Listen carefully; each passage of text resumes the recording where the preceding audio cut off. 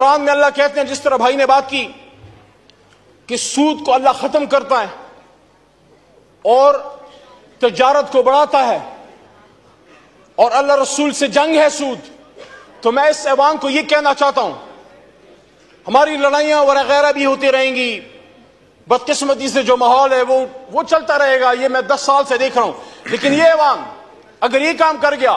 जो हम हमेशा कहते रहे, और मुस्तफा भाई ने भी बात की है और मैं समझता हूं कि फाइनेंस मिनिस्टर साहब इसको सपोर्ट करेंगे। हम ये नहीं कह रहे कि आज रात मोहतरम शहबाज शरीफ साहब या फाइनेंस मिनिस्टर साहब आज रात हुक्म करें कल से सूदी निजाम खत्म हो जाए, but we have to find a way to slowly and gradually get out of it. शुक्रिया अली अहमद साहब, आपका पॉइंट आ गया। आपने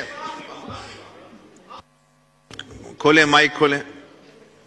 जो यहां मुस्तफा कमाल साहब ने बात की 38F की कि there has to be a limit, कि हमने कब इससे